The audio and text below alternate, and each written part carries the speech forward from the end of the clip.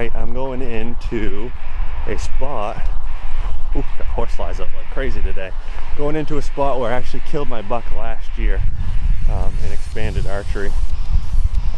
Pretty good little spot. It's not real consistent. Every every couple, 2-3 days, I'd get pictures of deer. But I had a group of bucks. And one of the bucks I shot was with this group of 4 yearlings that hung out together, 2 4-pointers.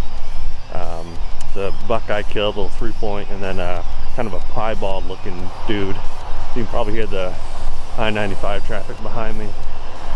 But they hung out together, and then there was like 3 or 4 other yearlings that I had pictures of out here. So I'm kind of hoping July right now, so their antler growth should be pretty good. I'll show you more about the spot when I get down there, but I'm hoping that I can track them down again. And I also had a really nice Pope and Young class buck for sure, 8-point. I only got 2 pictures of him in about 4 months of running trail cameras, so I'm gonna go down, check things out, make sure everything's still in shape, nothing's drastically changed. The 4-wheeler trail that I walk in on has quite a bit more ATV traffic than it did last year for sure. Make sure there's no new posted signs, no one bought the land and I don't know about it. And I got permission to hunt this spot 2 years ago, and it's taken me 2 years to kind of figure out where the deer are. And it gets a lot of hunting pressure from the other side working in, so I'm going to throw a trail camera up and kind of let it sit for a couple weeks and assess the situation and do the scouting for me. But I'll kind of show you the area and the stand and my setup and all that when we get down there. Alright, so I am at the stand. Show you in a second. Double setup for right-handed shooter. It was a hard tree to set up in, but it was the only tree I really could set up in. So I have a spot set up for either a cameraman, or if you're right or left-handed, you'll be all set. So, but this is the stand that I was in. I killed my buck last year, and he was standing right here when I shot him. I can see tracks in the leaves already, so that's good. I'll see what's crossing this little runoff here in a second, but he was standing right here and 7 yards away. Right there. It's my tree stand. I shot him right here. A whopping 7 yards away. So, and he went just on top of this hill about 20 yards and died. So hopefully those other bucks are in here.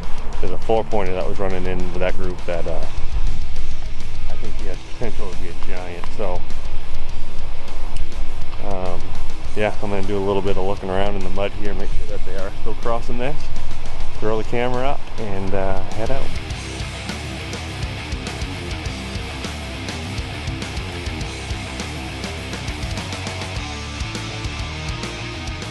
I'll just kind of give you, this is just a runoff from, it's a big long hill, comes down, there's a power line behind me, and they kind of work this edge here.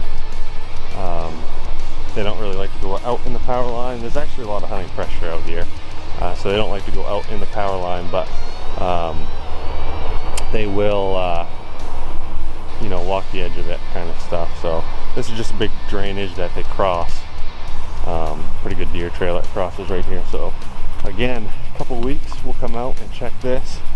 But you guys saw the last couple episodes how bad a moose hunt can potentially go. So in this episode, since that's all I'm doing today is running out and putting that camera up real quick, let's get into my moose hunt from 2010, the year before my father drew. When you get drawn for a moose hunt, this is exactly how you picture a moose hunt going.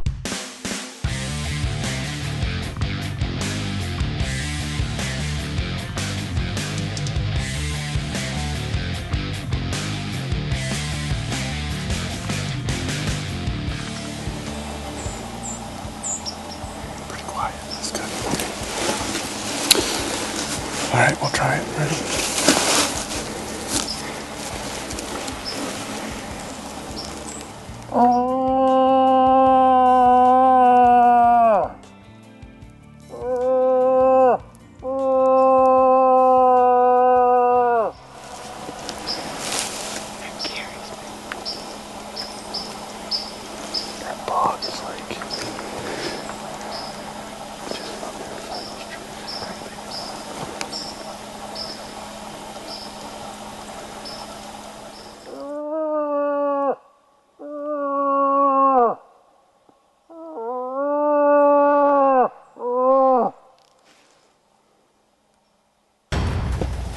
I think we gotta spot him first. He's over here. I don't want to, because if we can see him, he can see us. Michael and I will be over here behind that pine tree that's down.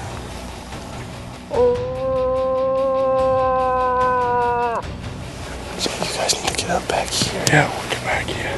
Otherwise, it might be louder than this. I think right behind these trees. I need you over here, okay?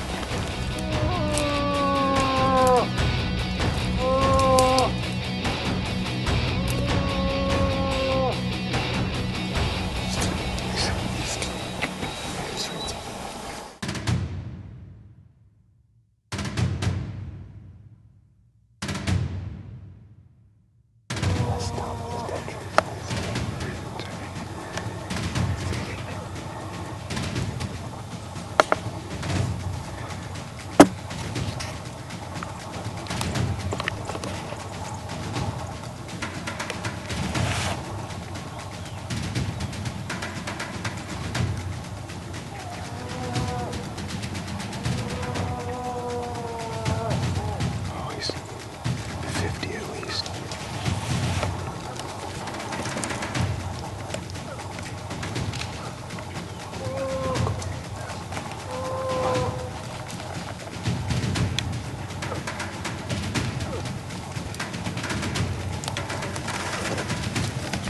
You can stand up.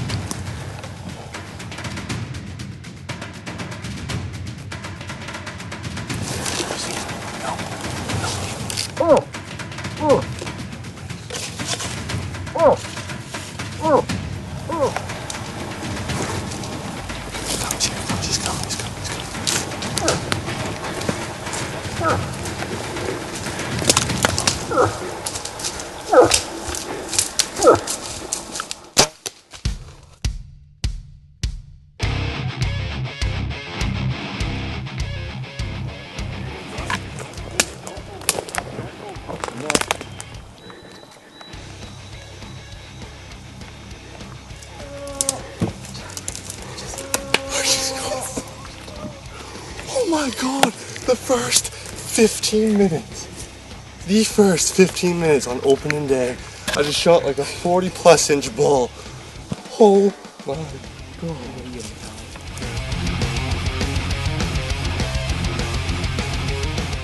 My very first bull kill was a great big bull moose. That's a nice one.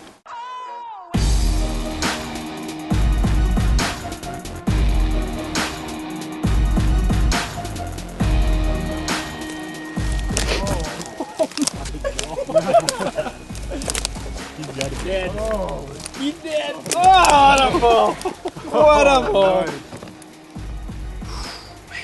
Holy cow, Joe. Nice one. Oh, thanks, Dad. That's awesome. Mikey. Thanks, bud. Congratulations. Give me a hug, buddy. Brother!